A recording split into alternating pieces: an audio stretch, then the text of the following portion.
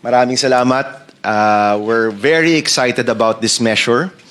From the first time na binanggit po namin to, napakarami na rin grupo ang lumabas para sumuporta, and we're very happy that everybody is here.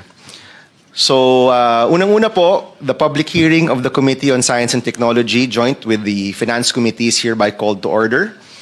For the record, we're here to tackle Senate Bill number 1330, or the National Budget Blockchain Act. Magandang umaga po muli sa ating lahat. Maraming salamat po sa ating mga kasama sa Senado at mga resource persons na nandito ngayong araw. We are here to tackle Senate Bill 1330, an act mandating the establishment and implementation of a national budget blockchain system to enhance transparency, accountability, and public participation in the Philippine budget process, or the Philippine National Budget Blockchain Act. Nagpapasalamat po kami sa lahat ng bisita mula sa iba't ibang grupo na kakampi at kasangga po natin sa laban para sa transparency, accountability, at sa pagiging bukas sa pagbusisi ng budget ng ating gobyerno. Nais din po natin magpasalamat sa mga eksperto at pribadong grupo mula sa tech sector, sa akademya at sa iba pang mga larangan, at sa mga individual na nagbigay ng mga pananaw at suhestyon sa social media na kausap po natin. Sila po'y nagsilbing gabay sa ating paghubog nitong panukala. Kasama po dito ang Blockchain Council of the Philippines, ang FinTech Alliance PH, at iba't ibang mga startups at grupo na nakatutok sa good governance at digital reform and transformation. Nung hinain po natin itong bill, nagsisimula pa lang po ang investigasyon laban sa korupsyon sa ating gobyerno. Mula noon, nanawagan tayo sa Senado para sa isang budget process na madaling maintindihan ng karaniwang tao, kung saan pwede makilahok ang bawat Pilipino, mga NGO, mga civil society group, yung taong bayan, sa pagbusisi ng mga alokasyon at allotment ng ating annual budget. Nakita ho natin noong rally noong September 21 na ang kabataan ang nauna sa laban para panagutin ang mga sangkot at nakinabang sa korupsyon sa gobyerno.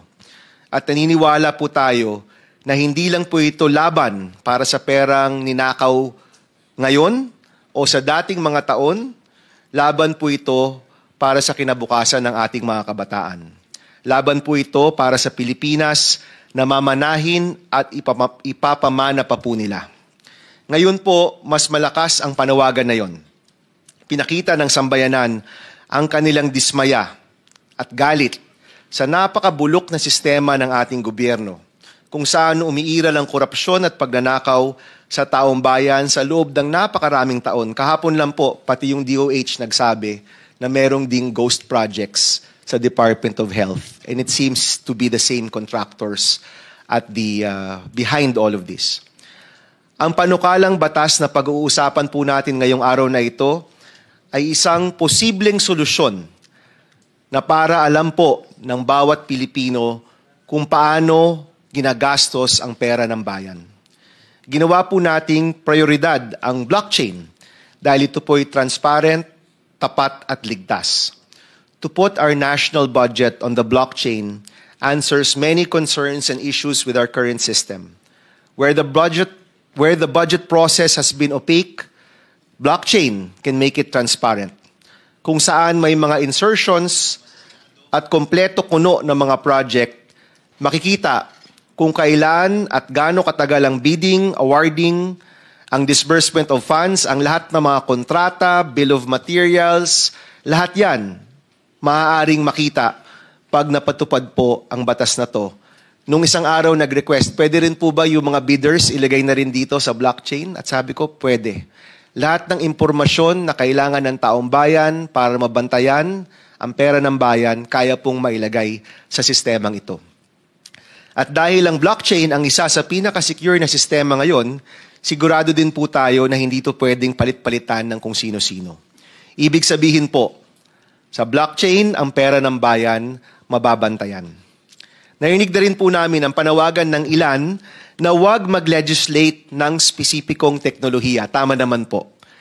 So in the end, when we do craft the law, we will talk about the standards and benefits of the technology, including but not limited to blockchain, to allow for changes in the future where new technologies might come up. So thank you. We'd like to thank those that brought our attention to that, no? That brought that to our attention earlier.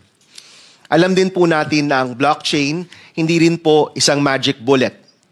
Inaasahan po natin na marami pa ang magbibigay ng kanilang sariling solusyon kontra sa korupsyon. At kailangan po nating itong pagsama-sama at suriin para makamit ang mga pagbabago sa sistema na hanap-hanap po natin. By no means is this the only solution, but many of us here believe that this can be one of the major solutions to our problems. Uulitin ko po, ang paglagay ng budget sa blockchain ay isang paraan kung saan ang bawat piso ng taong bayan mababantayan. Yan po yung hinahanap natin. Alam rin po natin na kapag merong transparency, kapag nakalathala po ito at alam ng tao kung saan napupunta, madali pong makumpara. Kung ano ba ang mga kontratang binibigay ng gobyerno, ano ba ang mga binabayaran ng gobyerno, at kahit sinong mamamayan, pwede pong magtanong dito sa proyektong to na kung saan pumapasok ang pinaghirapan nating buwis, saan ba napupunta ang pera ko? Saan ba napupunta ang buwis ko? Saan ba napupunta ang pera ng bayan? Mga kasama, ngayong araw, inaasahan po namin na magkakaisa tayo para sa isang makabuluhang diskusyon. Ukol po sa paglaban sa korupsyon gamit ang mga makabagong teknolohiya. Sa dulo nitong lahat, sigurado po tayo na iisa lang ang ating layunin. Gamit ang bagong teknolohiya, baguhin ang sistema upang ang pera ng bayan mabantayan. So ngayong araw pong ito, we have our resource persons. We have 4 groups that will share how blockchain can make a difference for citizens. So we have Bitskwela, we have the Philippine Association of Fintech Lawyers, we have Tawala, and we have Bayani Chain Ventures. Then we will also, if they have presentations, they're of course very welcome to present. Secretary Henry Aguda. Secretary Aguda, congratulations by the way for being confirmed yesterday. Si Secretary Aguda po he wears many hats, no? Because before he was DICT Secretary, he of course was in the tech sector and he wrote the book on blockchain, one of the books on blockchain. So he is here representing his previous experience and of course the DICT, because currently in our law, it is the DICT that will be on top of implementing this, no, if it is passed. We also have Mayor Benji Magalong. Hi, Mayor Benji, fresh from his ICI stint. Later, we will ask you to share ano po ba yung mga nakita nyo sa ating bayan. Pero pangalawa, nais rin po naming malaman ang inyong blockchain efforts in Baguio. If I'm not mistaken, you're the first LGU implementing blockchain in the Philippines, no? About to implement, yes. The first LGU about to implement. And I think there are a few others who want to follow suit. So baka po ang mangyayari, Mayor Benji, mauuna po kayo sa Baguio. Parang yan na po yung ating test case. No? And I invite everyone here to support Mayor Benji's initiatives. Baka makita ho natin kung ano yung mga pwedeng gawin sa Baguio. Pag naging national na po ito, maging mas madali yung rollout po natin dahil marami tayong natutunan na po sa Baguio. Thank you for being here, Mayor Benji. So, after the 4 presentations and our 2 resource persons from government, we'll open the floor for discussion. No? We hope to finish around lunchtime. May pa-lunch naman po kami, but I know everybody's busy, so we hope to finish around 12 to 12:30. So, after the discussion, we will then come together for a TWG where we will rework the bill. So yung proseso ho ng paggawa ng bill, yung ating pong fina-file na pang first reading, posible pong ibang-iba naman yan paglabas sa komite. And we promise to include as many inputs as we can, including the inputs about legislating technology. We will create some language, no, to create some space for future technologies that may be used in the future, and a number of the concerns of our netizens. Another thing I would like to mention before we start is that we will be integrating salient points from the full disclosure bill that was filed by numerous senators and congressmen in previous Congresses. This was also one of the flagship bills of former Vice President Leni Robredo, yung full disclosure bill, and we will be including a number of the aspects there. Kasi ang nakita rin ho namin, yung nais gawin ng batas na yon ay i-publish yung mga iba't ibang kontrata ng gobyerno, yung iba't ibang mga gastusin ng gobyerno. Of course, blockchain secures that information. No? So we'll be finding a way to put these points together. Of course, our friends like Ken Abante from the People's Budget Coalition had worked on this bill in the past, no? If I'm not mistaken, or supported it in one form or the other.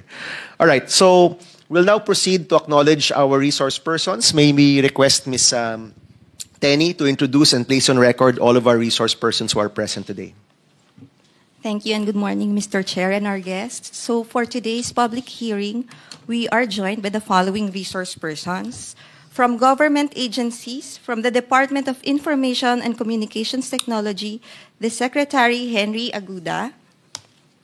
From the Department of Budget and Management, Attorney Maria Francesca Del Rosario, Undersecretary and DBM Chief Information Officer. From the Department of Finance, Attorney Jericho Cadorna, Attorney 4 from the Bureau of Treasury. From the Bangko Sentral ng Pilipinas, we are joined by Attorney Eugene C. Teves, Chief Information Officer of the Technology and Digital Innovation Office as observer. From the Securities and Exchange Commission, Fintech Innovation Office, Attorney Paulo Montano Ong, Assistant Director, is here with us. From the Department of Science and Technology, Advanced Science and Technology Institute, or ASTI, Dr. Franz De Leon, its director, is with us as well. From the Baguio Local Government Unit, we are joined by Mayor Benjamin B. Magalong. From the private sector, from Union Bank Philippines, Ms. Catherine Bautista Casas, Vice President, Head of Emerging Technology Business Group. From Blockchain Council of the Philippines, we are joined by Dr. Donald Patrick Lim, its President, and Attorney Mark Goriseta, Trustee and Co-Founder. From FintechAlliance.ph, we are joined by Ms. Imelda Tiongson, Trustee. From Tuwala, Attorney Thirdy Bagro, its Co-Founder and General Counsel. From Bitsquela, Mr. Giro Luis Reyes, its Chief Executive Officer. From UP Engineering Research and Development Foundation, Professor Adrian Valdez, its Program Coordinator, is with us. From SOD Blockchain, Mr. Harold Glenn Minerva, Co-Founder and a Blockchain Engineer. From SGV and Company, we have Mr. Lee Abadia, its Principal. From the Philippine Association of Fintech Lawyers, we have Attorney Glame Brian Eran, its Chairman, and Attorney Daniel John Fordan. From People's Budget Coalition, Mr. Kenneth Isaiah Abante, its co-convener. And last but not the least, from Bayani Chain, we have Mr. Jello Wong, its Chief Growth Officer. That is all, Mr. Chair. Thank you, Tenny. So, kukwento ko lang po no, before we start with Bitsquela, I had this idea to put the budget on blockchain and other government transactions in 2023 when I had my fellowship abroad. And sila Ken nga ka-message namin noon, di ba? If you remember, Ken. Hindi ko naisip na posible siyang mapatupad. Because even at that time, ang nasa isip po natin, kung iba-blockchain mo yung budget, talagang lahat ng aspeto ng budget pwede mong ipakita sa taong bayan. At naisip ko, mapapasa kaya ito? Considering that it's more than just FOI, it's more than full disclosure. It's all of that put on another level altogether. And I was thinking to myself, siguro mapapasa lang to kung talagang lahat ng leadership magkaisa para mapatupad to. And considering where our country is at that time in 2023, nasa isip ko, baka hindi ito mapapasa. But here we are, 2 years later, and I actually have a good feeling that we can get this bill passed. We already see other government agencies like DBM and DICT already starting the process of putting blockchain in. LGUs already starting putting blockchain into their financial records. And now, 2 years later, from the time na feeling ko hindi ito mapapasa o imposibleng mapasa, ngayon palagay ko isa itong importanteng solusyon para sa mga problemang hinaharap natin. And I hope that everybody here can really come together and pursue this. No, we also have, I think, at least 6 congressmen who have filed versions in Congress, and we're coordinating with them. And yung ilalabas po natin dito, handa rin po silang suportahan. So later, I will ask Secretary Aguda kung sa tingin ba niya kayang mapasa rin ang bill na ito in the soonest possible time. No? Isa lang pong request sa ating mga resource persons. Alam ko po, karamihan dito, alam na kung ano yung blockchain. Pero ito pong ating hearing is a public hearing. Marami pong nanonood at nakikinig. May request that we also try to lessen the tech speak and the tech jargon, and let's speak as plainly as possible. Let's not assume that everybody understands what the technology is. Kasi sa totoo lang, ang kutob ko mas maraming mga Pilipino hindi rin naiintindihan ang ibig sabihin ng blockchain. Naiintindihan at sinusuportahan yung idea of blockchain na magiging secure yung ating transaction, magiging transparent at hindi pwedeng palit-palitan, hindi pwedeng loko-lokohin lang. Pero yung teknolohiya mismo ay posibleng hindi rin gaanong naiintindihan. So may I request everyone to speak plainly, no? And to always think of the public, because this is a public hearing with regard to your presentations. So with that, let me begin with Bitskwela. Is it Mr. Reyes who is presenting? Go ahead po, you have the floor. Yes, you have 10 minutes po. Thank you po. May I get my slides up po? But good morning to everyone here po. I'm very happy to be here. To Senator Bam's point a while ago, that's why I'm here, to simplify and demystify what blockchain is for our audiences all around the nation in layman's terms po. No? So, ako po si Jiro Reyes from Bitskwela. We are one of the leading education brands in the Philippines for crypto and blockchain. No? We have been doing different initiatives for upskilling, for capacity building, and of course for training of our professionals in the Philippines towards blockchain careers. So over the past 5 years in doing all of these from Luzon, Visayas, and Mindanao, I have a very unique experience in terms of knowing what the public perception is towards blockchain from a regional perspective. Next slide please, if I may. Ayun. And ang common nakikita ko pong theme talaga is whenever we go to universities, different LGUs and different sectors, from students, from faculty, they all tell me the same thing. Na, okay, Jiro, gets kong idea ng blockchain. I get the benefits. I see the news, the positive PR from around the globe. Alam ko na maganda siya. Pero ano nga ba ang blockchain, diba? They always go back to that point. They don't know what the core tech really does. And that's exactly the question. Next slide, please, that I want to tackle here quickly today. Next slide, sorry. Very short but profound question, very important. What is the blockchain? So next slide, please. So sa Bitskwela po, the way we define the blockchain is we liken it to a notebook. Sorry, next slide po. Ayun, we liken it to a notebook. Think of this notebook, this orange notebook, as a place or a tool where you can put your transactions, records, or data. Next slide, please. Different payments, records, or whatnot. Just like how would you write your mga notes po ng grade school, this could mean remittances, this could mean payment records, this could mean IDs or whatnot. Anything that has to do with data could be put on this notebook. Now, the cool thing about this notebook is ito pong notebook natin ay own po ng lahat ng tao. Everyone has a copy of it. Jello has a copy. Attorney Mark has a copy. Sir Donald has a copy. Senator Bam has a copy. Lahat po ng tao has a copy of this notebook. And this means that nationwide and even globally, anyone from around the world can check the contents po of the notebook anytime, anywhere. Even though you're in Saudi Arabia, even though you're in Pampanga, in Baguio, in Cebu, in, let's say, Germany or whatnot, 24/7 po, pwede po i-check ang contents po ng notebook natin dito. Now, this setup, in a way, also works as check and balance for all the contents within this notebook.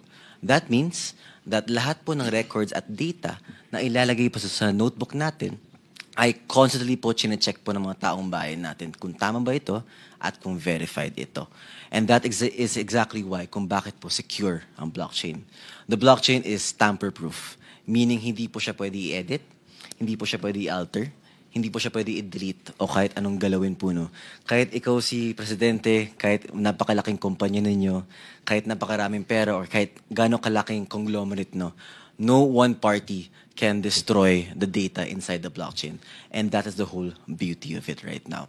So, next slide, please. If I were to simplify po, no, the blockchain into one simple phrase, it would be, blockchain is a shared digital record. Again, no, a shared digital record. This means security, transparency, and it is very, very hard po to cheat as well. And this is exactly why, no, that I always highlight in all my talks throughout the Philippines that blockchain is not just a buzzword, no. This core technology has a lot of potential po for the greater good ng ating bansa. And I believe so as well that this bill by Senator Bam Aquino is one of those many ways, no, in doing so as well, and how to properly use the technology in a good manner para po sa ating mga kababayan as well. So on that note, very quick slides lang po, but thank you again for the time. Maraming salamat po and good morning. Thank you, Mr. Reyes. Giro, no? Yes. Giro. Thank you, Giro. Yung pagiging shared digital record niya, ibig sabihin nun, yung data, nakakalat yan, di ba? Sa buong internet, correct? Correct, yes. Correct. So, because it is shared by everyone, no one person can change it. That's the beauty of blockchain. Correct. Okay. So, meaning, kung kunyari, may scam na na-uncover si Mayor Benji. Siyempre, si Mayor Benji, nag-iimbestiga pa rin yan kahit wala na po sa ICI, di ba? Mayor Benji. O let's say may scam na uncover si Mayor Benji. Tapos gustong pagtakpan.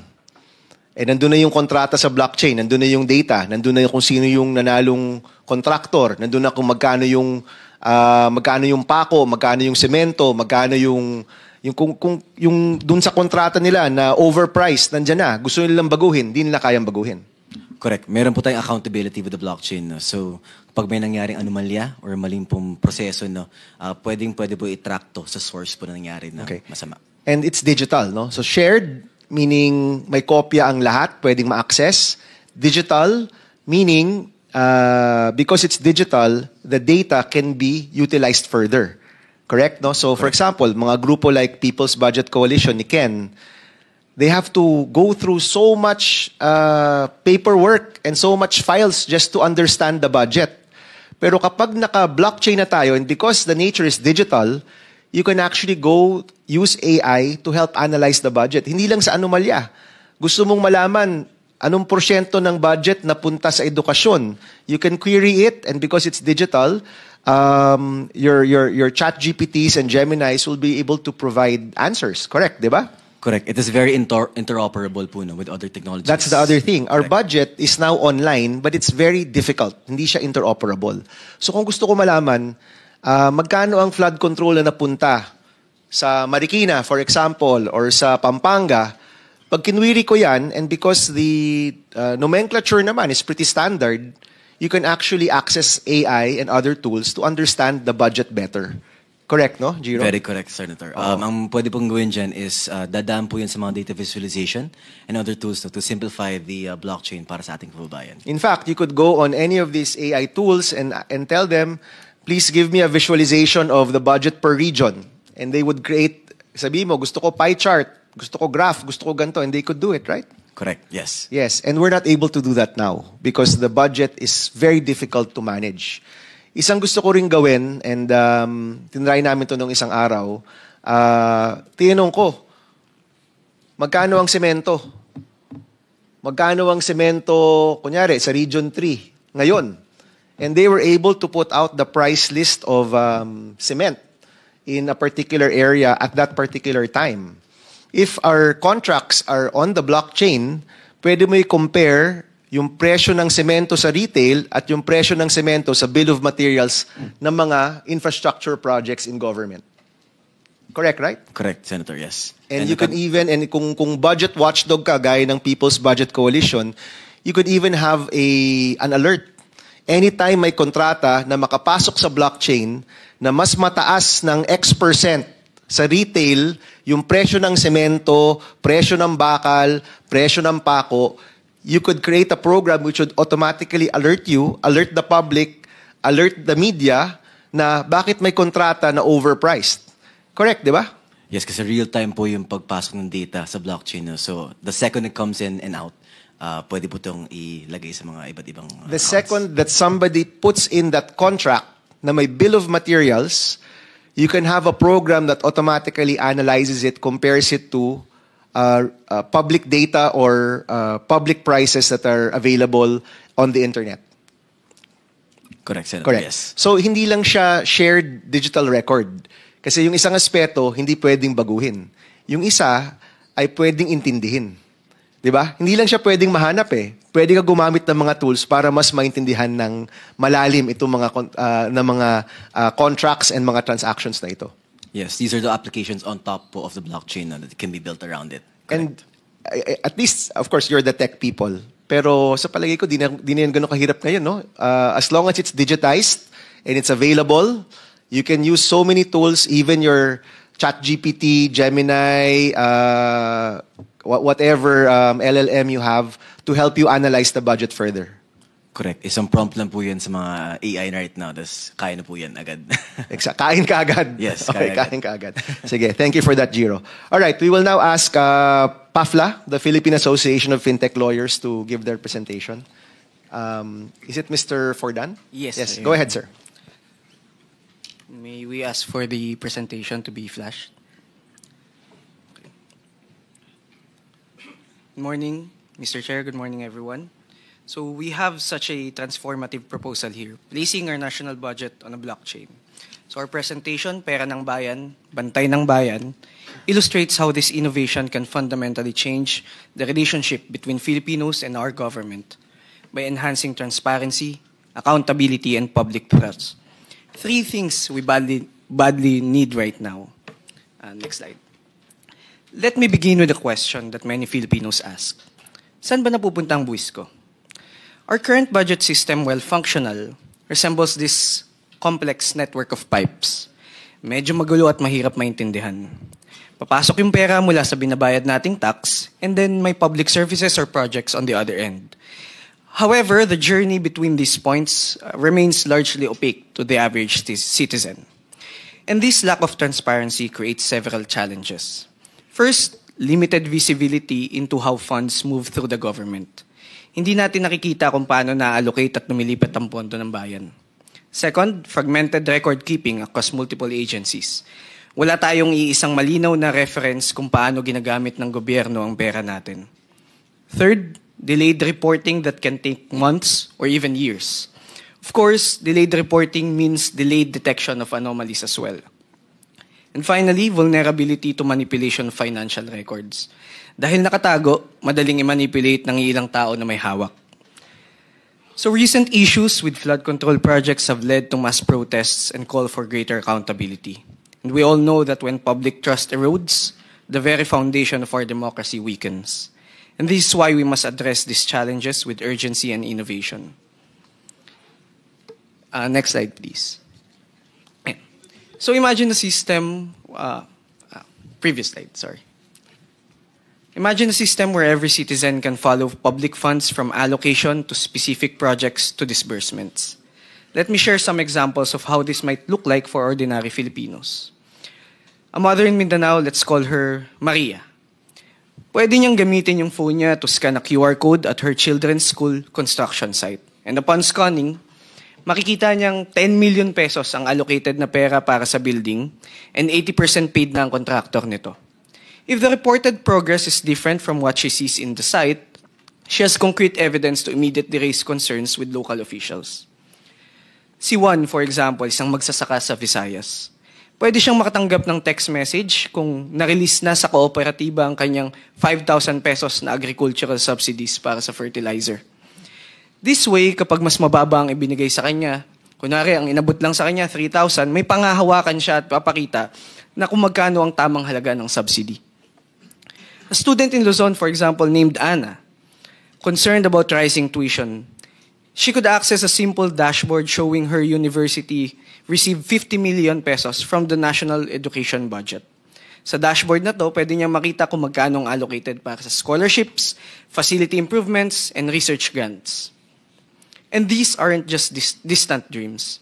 These can be made possible through the blockchain technology that we just discussed earlier. And we can create a system where transparency isn't just a buzzword, but a fundamental feature into how our government operates.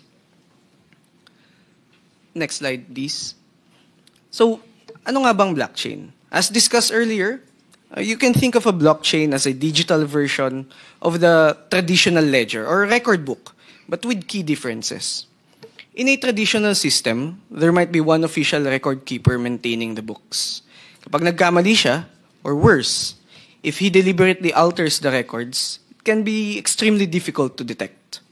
On the left side of this image, you see traditional record keeping. Isang notebook, pwedeng mamanipula, pwedeng mawala, pwedeng itago. On the right, you see blockchain's approach. Multiple synchronized copies held by different community members, making manipulation virtually impossible. And having a blockchain is akin to the concept of bayanihan, community cooperation and accountability.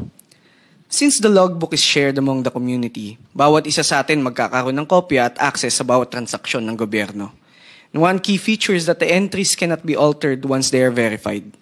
In the blockchain, each record is copied and distributed to everyone in the community and verified by consensus before new entries are added. These are permanent and unchangeable and most importantly, they are transparent and accessible to all participants. Katulad ng bayanihan kung saan nagtutulong-tulong ng komunidad sa paglipat ng bahay, blockchain requires collective effort to maintain the integrity of the system. In the blockchain, no single person can change the records without everyone knowing. So just an attempt would alert everyone. Next slide, please.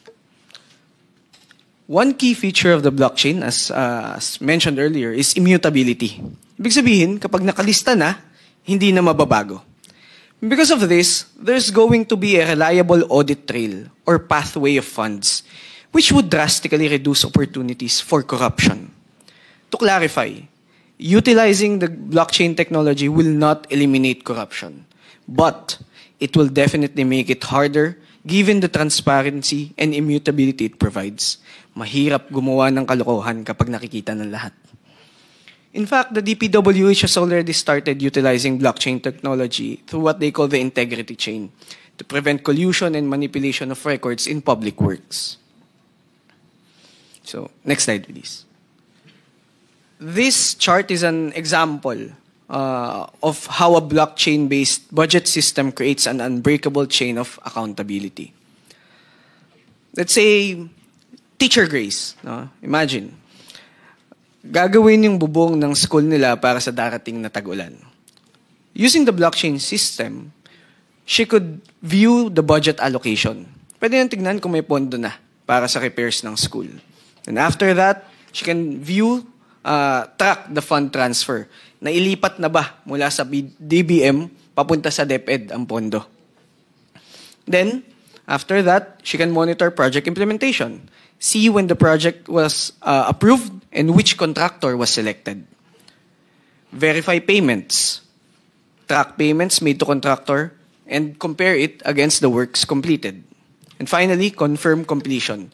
And because of that, because of all these records that she has, she can report discrepancies if the project is marked complete but the work is not there. As we can see at each step, both government auditors and the blockchain network validate and record these transactions, creating multiple layers of verification. This system transforms ordinary citizens from passive observers into active participants in governance, creating accountability at every step of the budget process. Next slide, please. A blockchain-based budget allows every Filipino to see the journey of public funds in real time, from allocation to disbursement to the final project. The path is clear and traceable. Balikan natin si Maria from Mindanao. If there's any problem with the construction of her children's school, hindi na niya kailangan mag-file ng iba't ibang request o pumunta sa iba't ibang opisina ng gobyerno. Pwede siyang tumingin sa kanyang phone where she can see every step na dinaanan ng pera ng bayan. Kapag na-release na ang 10 million na pondo mula sa DBM papunta sa DPWH, makikita niya kaagad in real time kung anong biniling materyales at magkano, pwede ring makita at ma-record sa blockchain. And all of this, until the completion of construction, can be viewed through simple and easy-to-understand reports. Each Filipino can become a potential watchdog, creating a culture where transparency is expected and accountability is the norm. Hindi lamang to tungkol sa paghahanap ng mali. Ito ay tungkol sa pagbabalik ng tiwala ng taong bayan sa pamamagitan ng pagiging bukas at aktibong pakikilahok. Next slide, please. So finally, let's compare the traditional budget system with the blockchain-based approach. In the traditional budget system, records can be altered after the fact. For instance, given this issue with the flood control, di ba, nagkaaroon ng tampering o nawawala yung mga ebidensya. Access to financial record information is limited. Fund movements are difficult to trace. Fraud may take months or even years to detect. Centralized control, of course, it creates vulnerability kasi iilan lang ang may hawak. With the blockchain, all transactions are permanent, immutable, they cannot be changed. Next, public access to the budget transactions is guaranteed. A complete audit trail exists, from allocation to spending. And real-time verification and anomaly detection is possible. Distributed verification prevents manipulation. So, as a final example, let's say I have been requesting to have a road fixed for years. Under the traditional budget system, pwedeng sabihin sa akin paulit-ulit na wala pang pondo. O kaya dumating na yung pondo pero wala pa rin ginagawa. With a blockchain system, I could verify whether the funds have really been allocated or wala pa. I could see if the allocated funds were diverted to other projects. Then, I could identify exactly where in the process the project stalled. And finally, I could report my evidence-based concerns instead of rumors and frustration. Hindi kwento-kwento lang, meron tayong pinangahawakan. And this comparison clearly shows how blockchain system creates a system where corruption becomes significantly more difficult to conceal and ordinary citizens gain the power to hold officials accountable with verifiable facts. From farmers to students, urban professionals to rural citizens, blockchain empowers everyone to participate in safeguarding our national resources. Putting our national budget on the blockchain will create the foundation of a future where every Filipino can say with confidence, alam ko kung saan napupunta ang buwis ko. Thank you for your attention, everyone. The Philippine Association of Fintech Lawyers stands ready to support this bill until it becomes a law. Thank you, Attorney. So dalawa yung nasa isip ko from your presentation. Unang-una, yung paghahabol sa mga kontrata na overpriced at lahat yan mas magiging madali kung may blockchain. But on the other hand, because it's on blockchain, preventive rin siya. Yes, no? Kumbaga, mas mahirap magtago kasi nung kausap namin yung DPWH, no, yung si Bryce Hernandez at si Henry Alcantara. Ang kwento kasi nila, nangyayari yung first step doon sa corruption nila ay sa pag-aakyat ng mga presyo ng mga materyales, no? Yung tinatawag na CMPD. Na yung CMPD pala, yung kung magkano yung presyo ng bawat materyales, yun palang overpriced na. Tapos yung bawat unit na kailangan para sa isang infrastructure, kunyari, imbis na 100 lang yung 100 bags of cement, gagawin lang 200 bags of cement or 300 bags of cement. At dahil masalimuot itong mga proyektong ito, natatago talaga nila. But if we have that information also on the blockchain, and you can cross-reference it, no, with publicly available data, or anybody, any watchdog or any citizen can check yung dami at yung presyo, ayun palang malaking bagay na yun. No? Makikita mo na kaagad yun. At siguro, kung transparent ito, mas matitigilan yung mga taong nais na mag-overprice ng mga proyekto sa gobyerno, Attorney. Yes, Mr. Chair, that's precise. No? As you mentioned earlier, if you have access to this, you can easily use the internet or even AI to compare it. Overpriced ba yung allocated budget dito sa isang project nito? Yung isang nakita ko rin, kasi you have other slides here, no? Siguro because of lack of time, hindi mo na rin binasa, about ayuda. No? So, kung yung ayuda, naka-blockchain din, pwede rin nating malaman kung totoong tao yun? Pwede po. Sige nga, can you help us explain that nga? Isa po sa mga purposes ng blockchain is verification. No? So if we have these people under the blockchain system, malalaman natin kung may verification process, kung totoo nga bang siya yun, no? In the same way na nagagamit siya sa national ID system. No? Kasi hindi lang siya limitado sa budget. Kasi kahit anong klaseng record, pwede siyang ilagay. Kung merong makita nila na si Juana or ganito, hindi naman residente ng lugar na to, ma-verify nung kung sino yung dapat na magbigay sa kanila. Bago yung ghost project, kasi ghost employee, yung matunog, di ba? Mga job order na hindi naman talaga totoong tao o mga beneficiaries na hindi naman talaga totoong tao.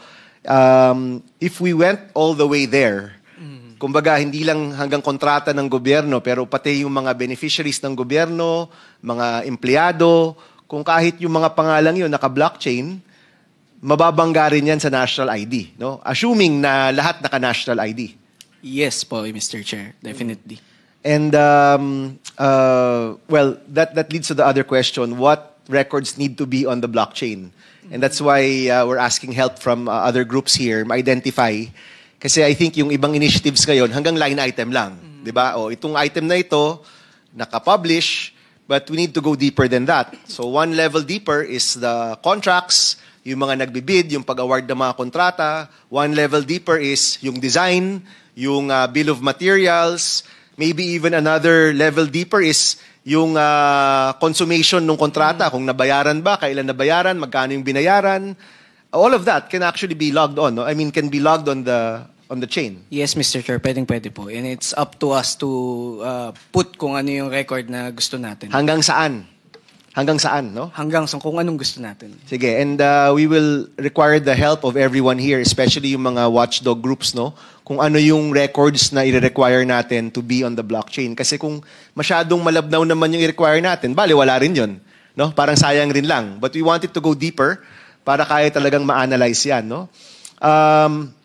Siguro lahat ng pinagbibigyan ng pera ng gobyerno o pera ng bayan dapat nakalagay sa blockchain. And the terminal point is key, no? Where do we end it? Siguro pag sweldo, yun na yun, terminal point na yun, i-encash mo na yun, di ba? Pagdating sa mga kontrata, nakita kasi natin yung isang picture na lahat tayo na-shock, yung 1 bilyong piso na nandun sa table. Di ba? Kung i-require natin na, ang nangyari kasi doon, yung contractor, nakuha niya cash. Yung buong project cost, nakuha niya ng cash, tapos pinaghati-hatian nila. But if you require na direct to supplier, for example, kung semento yan, dapat direct to supplier yung resibo mo, no? These are some things that we can do to really limit the corruption or stop the corruption. Kasi kung bulto-bultong pera ang binibigay mo, talagang mahirap na matrace yan.